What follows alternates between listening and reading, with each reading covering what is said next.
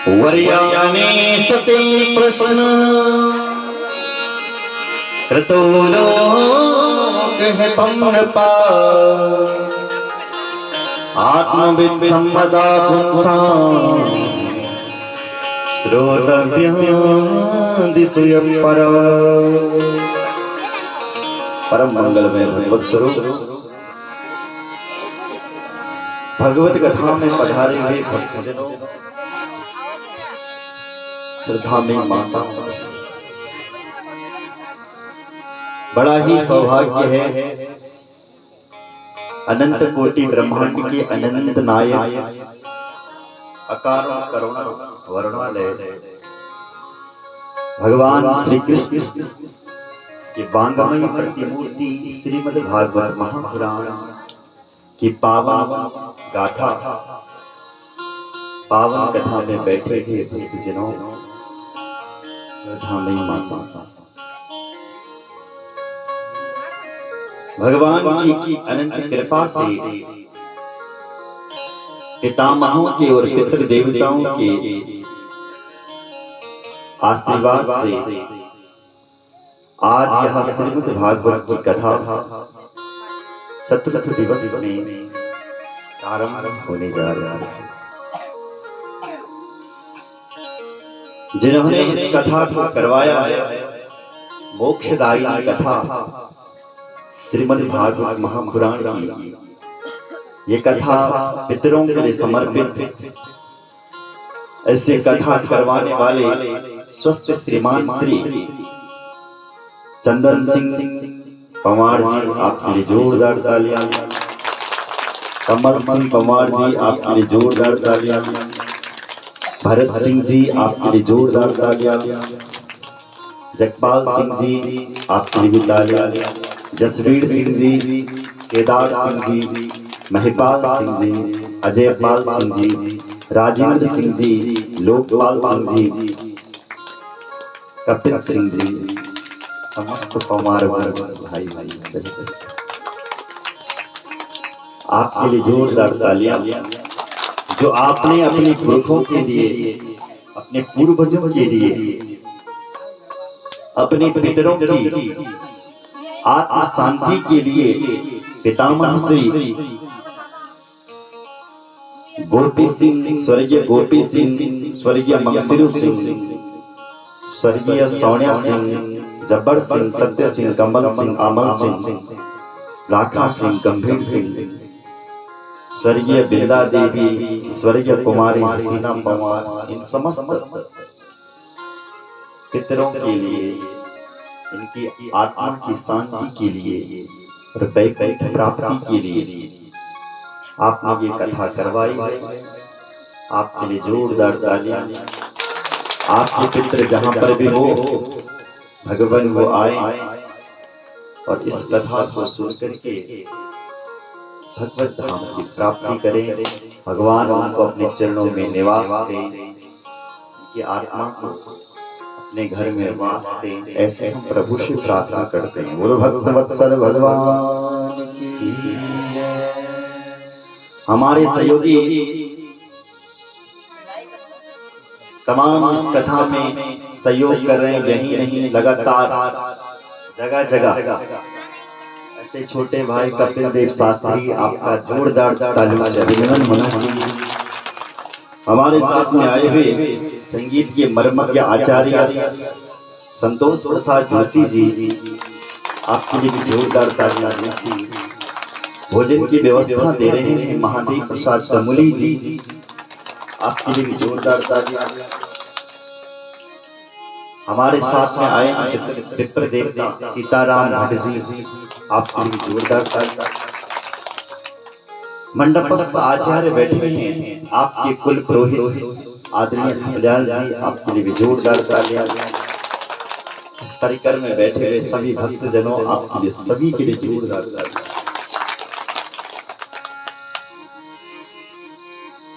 आज इस कथा को श्रवण करने के लिए रौलाकोट के प्रधान जी भी पहुंचे हैं, आपके लिए भी जोरदार तालियां। आपका निमंत्रण आ गया, जोरदार तालियां। कि इनके यहाँ कथा करवानी, यहाँ की कथा जब संपन्न होगी तो इनके गांव में तुरंत शिव महापुराण की कथा भामेश्वर महादेव मंदिर में शुरू हो जाएगी। वहां से कथा करने के बाद हम लोग सीधे उत्तरकाशी चले जाएंगे। वहां पर भव्य श्रीमद् भागवत की कथा होने जा रही है। तो आपके लिए भी जोरदार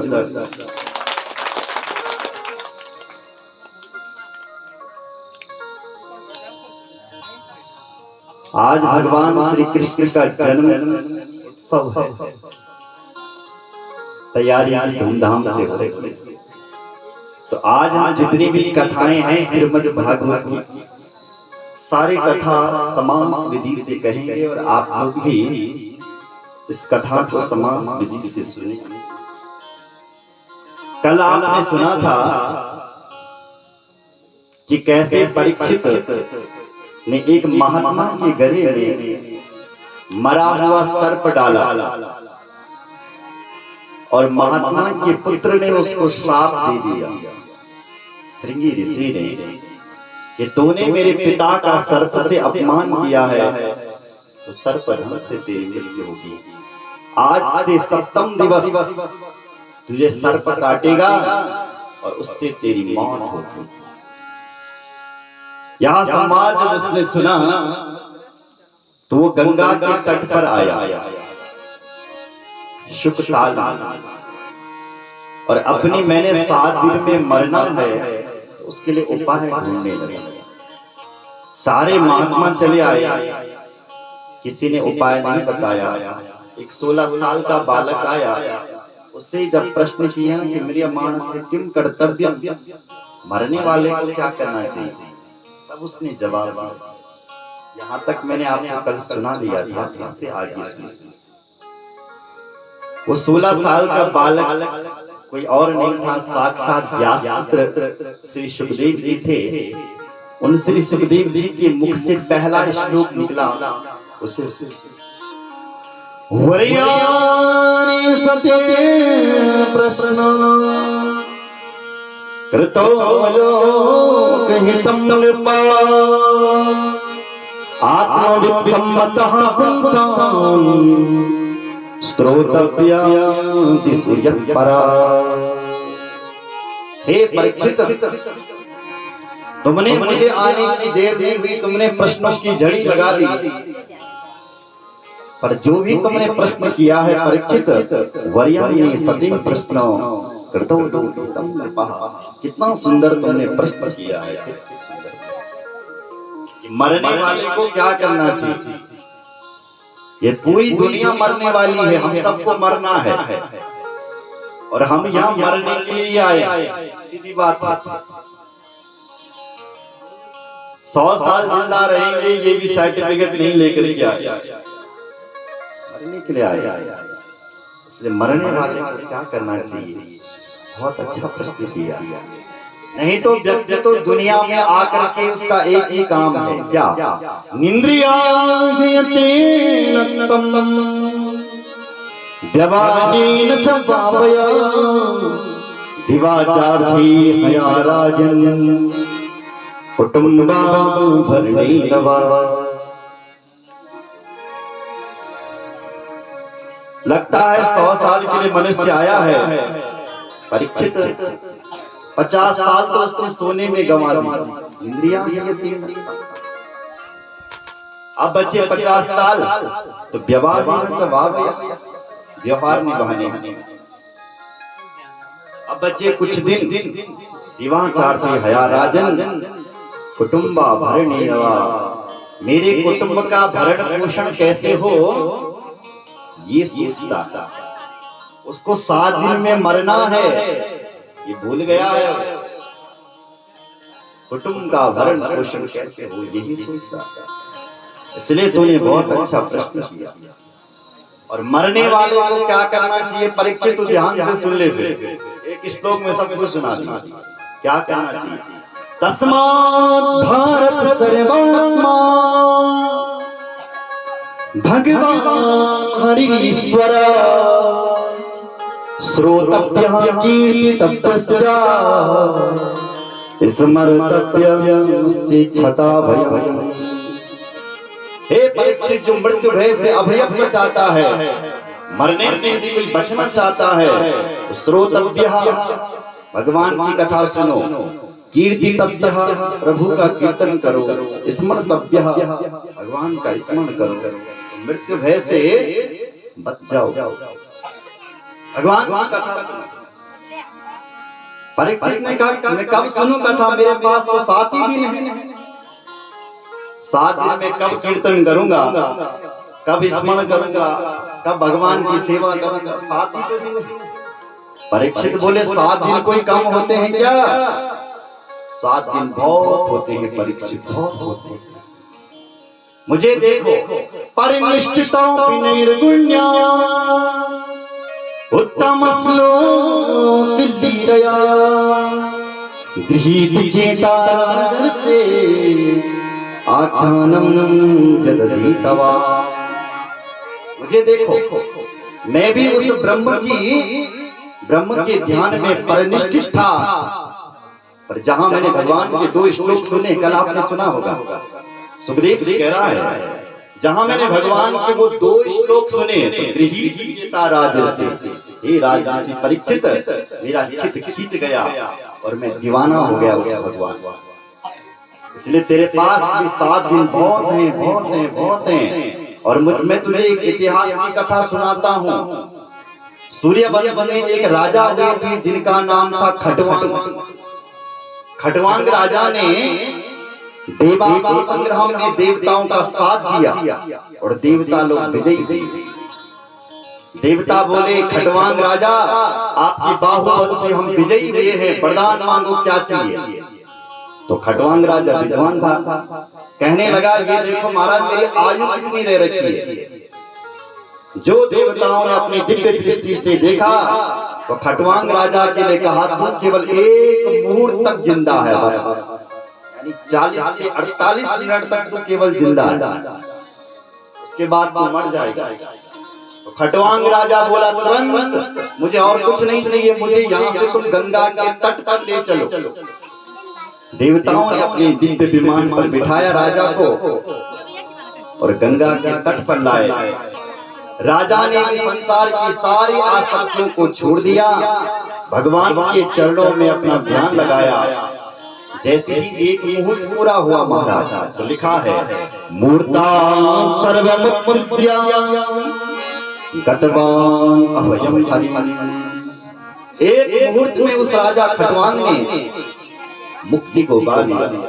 हे परीक्षित, जब खटवांग राजा 1 मुहूर्त में मुक्ति पा सकता है तो तवा तरहि कौरव्या सप्ताहं जीवितावधि।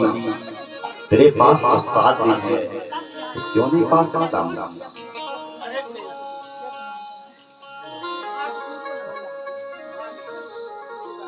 बोलो जय श्री राम।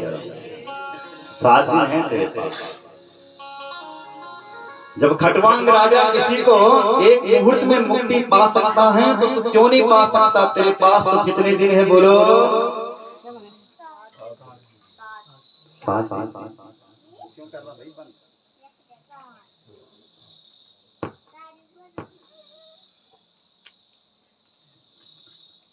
बोले रामचंद्र भगवान की जय, कृष्ण कन्हैया लाल की जय, सद्गुरु भगवान की जय। प्रसन्न हो गया महाराज परीक्षित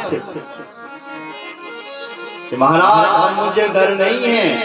जब खटवांग राजा 1 मुहूर्त में मुक्ति पा सकता है तो मैं भी पा सकता हूं। देखो कुछ डॉक्टर ऐसे होते हैं ना, मेरी बात ध्यान से सुनो।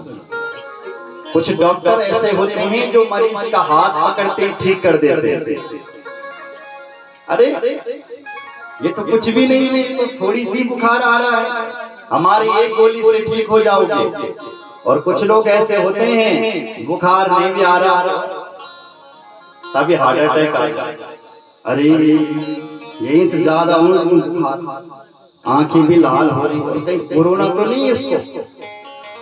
नहीं भी आ रहा होगा बुखार तो भी ज्यादा आ जाएगा। कुछ लोग इतने अच्छे होते हैं जो हाथ पकड़ते ही डॉक्टर साहब ठीक कर देते हैं। डॉक्टर अच्छे होते हैं। परीक्षित ये सुखदेव जी भी एक डॉक्टर हैं, राजा परीक्षित मरीज है लेकिन हाथ पकड़ते ही ठीक कर दिया। तो चिंता क्यों कर रहा है? जब खटवांग राजा एक मुहूर्त में मुक्ति पा सकता है तब वाप्यतर ही कौरव्य सत्ता हूं जीवितावधि, तेरे पास 7 दिन है। प्रसन्न हो गया राजा परीक्षित, बोल पड़ा भगवान बोले राम भगवान की जय। राजा परीक्षित बोल पड़ा भगवान ये बताइए कि भगवान का ध्यान कैसे करो, कैसे भगवान का ध्यान करना चाहिए? परीक्षित ध्यान से सुनो। जितासनो जित श्वासो जित संगो जितेन्द्रिया स्थूले भगवतो रूपे मनः संधारयेद्या। भगवान का ध्यान करना चाहते हो तो सबसे पहले जितासन बनो, एक आसन पर बैठना सीखो। जित श्वास, श्वास पर नियंत्रण करो। जित संगो, संग को जीतो। और जितेंद्रिय, अपनी इंद्रियों पर कंट्रोल करो। ये शब्द तो बहुत बड़े बड़े हैं। जितासनो जित श्वासो जित संगो, इनमें मैं 1 घंटा बोल सकता हूँ। तो क्या करें, हमें आगे कथा चलना है। और आप सरल विधि से समझे, आसन को जीतो, श्वास को जीतो, अपना संग अच्छा करो, बुरे संग में मत रहो। और जितेंद्रिया, ये जो 10 इंद्रियां हैं ना, 5 ज्ञान इंद्रिय, 5 कर्म इंद्रिया, इनको अपने कंट्रोल में रखो। जैसे घोड़े होते हैं ना, एक रथ होता है और रथ पे 4 घोड़े लगे रहते हैं और उनमें लगाम लगी रहती है। तो जैसे घोड़ों को सारथी नियंत्रण पर रखता है, ऐसी आपके अंदर जो बुद्धि भगवान ने की है, उस बुद्धि के अंदर अपनी इंद्रियों को कंट्रोल में करना है। सुन रहे हो? बोलो जय श्री राम। स्थूले भगवतो रूपे, फिर उस भगवान का स्थूल ब्रह्म का ध्यान करना चाहिए। नागरजा मंदिर में बैठे स्थूल हैं और एक सूक्ष्म भगवान का ध्यान करना चाहिए। जहां भी ये पर्वत दिख रहे हैं, ये सब एक भगवान है बस। ऐसे उस परमात्मा का चिंतन करते हैं। कौन सी कामना से कौन से देव का यजन करना चाहिए भी अलग अलग करता है। अगर विद्या प्राप्ति करनी है तो भोले बाबा की उपासना करो। विद्या का वस्तु गिरीश, माता सरस्वती की उपासना करो। अगर आप किसान हैं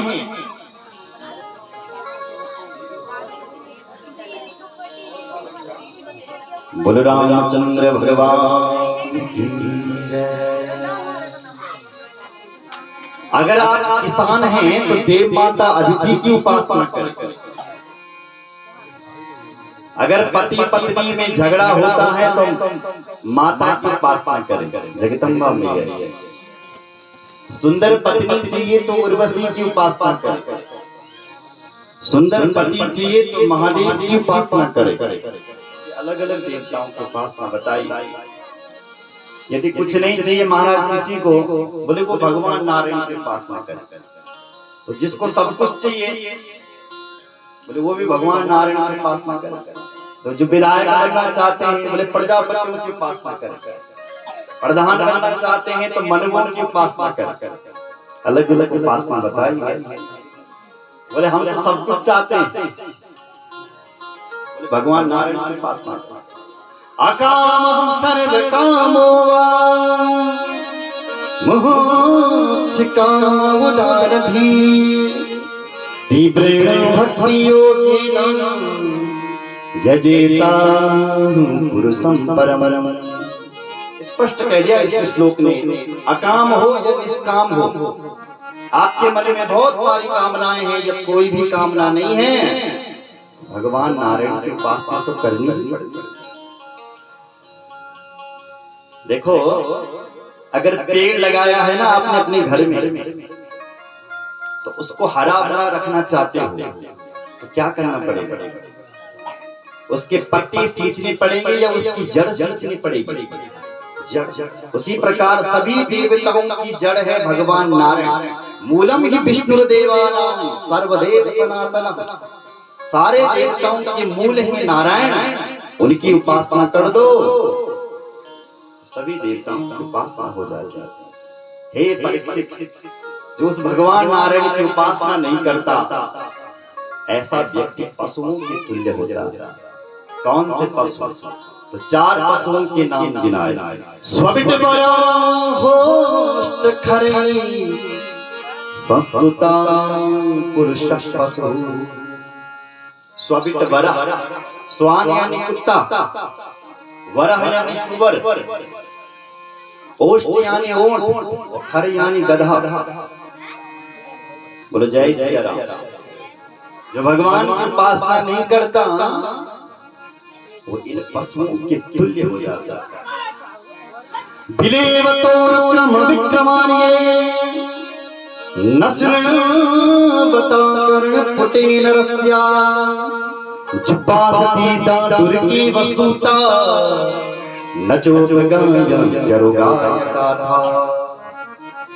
जो लोग भगवान की कथा नहीं सुनते, उनके कान कर्णपुट के समान हो जाते हैं।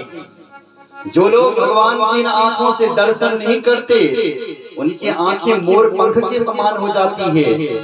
जो लोग अपनी जुब्बा से गोविंद के गुणानुवादों को नहीं गाते परीक्षित, उनकी जुब्बा दागों के समान हो जाती है। बड़ा वर्ग।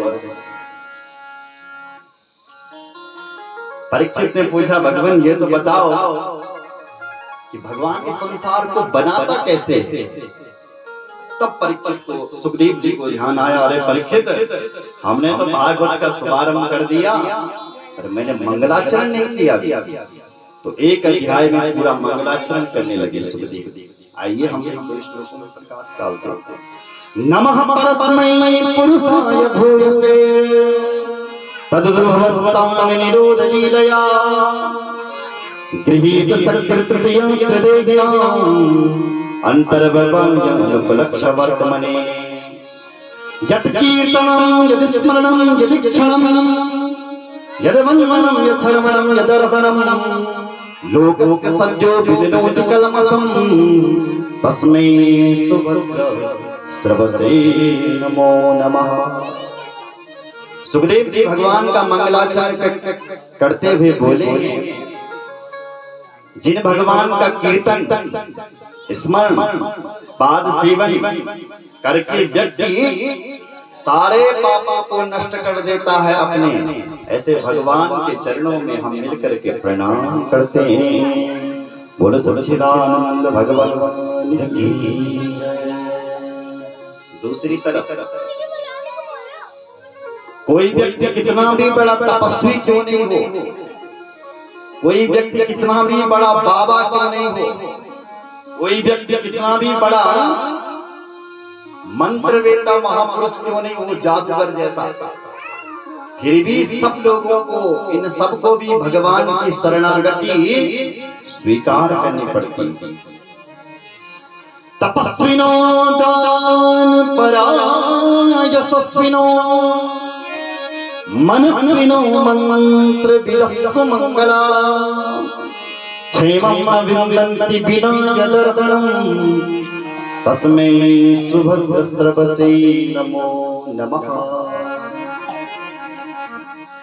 तपस्वी हो, दानी हो, महावीर हो, भगवान की शरणागति स्वीकार करनी पड़ेगी। दूसरी तरफ कोई कितना भी बड़ा पापी क्यों नहीं हो, कितना बड़ा पापी, ये नहीं पापा यदुपाश्रया,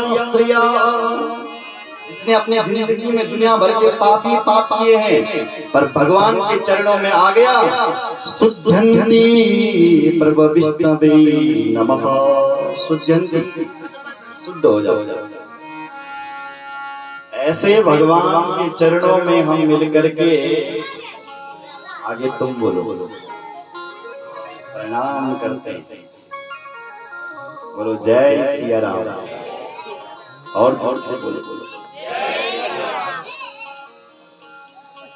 परीक्षित ने प्रश्न किया था भगवान इस दुनिया को बनाता कैसे। सुखदेव जी बोले जो प्रश्न तुम मुझसे कर रहे हो यही प्रश्न एक बार नारद जी ने अपने पिताजी ब्रह्मा जी से किया और ब्रह्मा जी ने तब नारद जी को पूरी चतुश्लोक की 4 श्लोकों की भागवत की कथा सुनाई। ये परीक्षित में वही तुझे सुनाने जा रहा है और 4 श्लोकों की भागवत की कथा सुखदेव जी उस परीक्षित को सुनाने। ज्ञानम परम गुह्यम यदि विज्ञान समन्वितम सरहस्यं तदंगम च ग्रहाणं गदितं मया। ब्रह्मा जी बोले नारद मैं तुझे अपना गोपनीय ज्ञान दे रहा हूं, ध्यान से सुन और 4 श्लोकों की भागवत की कथा सुन। अहमेवास्मैवाग्रे नानयद सद सद परम पश्चारहं यदि तच्चा योगसे तसोऽस्म्यहं रतीर्थं यत् प्रतीयेत न प्रतीयेत चात्मनि तद्विद्यादात्मनो मायां यथा भासो यथा तमः यथा महन्ति भूतानि भूतेषु च वचीस्वरो प्रविष्टानि तथा तेषु नतीष्वहम् एतावदेव जिज्ञासं तत्त्वजिज्ञास्वनात्मनः अनव्यतिरेकाभ्यां यत्स्यात् सर्वत्र सर्वदा। बोले भागवत भगवान की। इन 4 श्लोकों का विस्तार व्यास जी ने किया। भगवान ब्रह्मा जी से कह पड़े, ब्रह्मा नारद से कह पड़ा। नारद जी बोले जब भगवान ने मुझे ज्ञान दिया ना नारद, तो उन भगवान ने कहा अहमेवास्मैवाग्रे। मैंने पूछा कि तुम इस दुनिया को बनाते कैसे हो, तो उस भगवान ने कहा कि अहमेवास्मैवाग्रे, बनाता भी मैं हूं और बनता भी मैं हूं। दोनों कारण मैं हूं, बनाने वाला भी मैं और बनता भी। ये जितनी भी मूर्ति बैठी है ना आप लोग, आपके अंदर भगवान है। स्वरः सर्वभूतानां हृदयेर्जुन तिष्ठति। भगवान गीता में अर्जुन को कहते हैं ए अर्जुन मैं सबके भीतर बैठा हुआ हूं। कहां प्रभु? बोले आत्मा के रूप में, गुण चेतन दोष। जब तक आपके अंदर आत्मा है, आत्मा यानी पावर, तो जब तक आपके अंदर आत्मा है तब तक आप चल फिर रहे हैं, जहां मर्जी वहां जाओ, जो मर्जी हो बोलो। जिस दिन वो हंस आपके अंदर से निकल गया उस दिन क्या हो जाओगे? क्या बोलेंगे लोग हमें? मुर्दाबाद। इससे सिद्ध होता है कि भगवान सच में हमारे अंदर है। इसलिए परीक्षित बनता भी मैं हूं और बनाता भी मैं हूं। जैसी मकड़ी अपने जाले को स्वयं बनाती, बनती भी है और बनाती भी है, ऐसी मैं भी संसार में जितने भी जीव हैं सब में मैंने ही बनाया और मैं ही बन गया। अहमेवास्मैवाग्रे नानयद सद सत् परम पश्चादहं यदेतच्च योगसे ततोऽस्म्यहम्। ये तो भगवान ने संसार बना दिया, अब रही माया, माया के द्वारा व्यक्ति ने जान नहीं पाया कि मैं कौन हूं। ऐसे सब में भगवान है, लेकिन इन लोगों के नाम अलग अलग कर दिए। ये क्षत्रिय हैं, ये ब्राह्मण हैं, ये वैश्य है, कनिष्ठ वर्ण का वर्ण अलग अलग कर दिया। देखा जाए तो सब में राम है, भगवान सब में है, प्रणाम उसके अलग अलग। जैसे एक बच्चा 5वीं क्लास में पढ़ता था, उसके पिताजी ने कहा बेटा तो अपनी कक्षा में प्रथम श्रेणी से पास होगा ना, तो मैं तुझे सोना खरीद करके दूंगा। क्या दूंगा? सोना। बेटा ने पढ़ाई और पास हो गया, पास हुआ। पिताजी बोला चल बेटा तुझे स्वर्ण खरीद करके देता हूं। तो दुकान में ले गए, बोलो जय श्री राम। तो जैसे सोनार की दुकान पर बच्चा और पिताजी जाने वाला था, तब तक पिताजी का दोस्त मिल गया कोई भाग। पिताजी बोला बेटा तुम अंदर जाओ, सोना देखो अपने लिए, और मेरा जरा मित्र मिल गया, मैं 2 बात करता हूं। बच्चा अंदर गया, जेलर साहब ने कहा क्या दिखाऊं? बोले सोना दिखाओ। उसने सामने देखो, ये अंगूठी है, ये चैन है, ये फलाना है। बेटा ने देखा, उसके समझ में कुछ आया नहीं। बाहर आकर के कहता पिताजी इस दुकान में तो सोना है ही नहीं। है तो ये सोने की दुकान, चल तो मेरे साथ। जब उसके साथ ले गए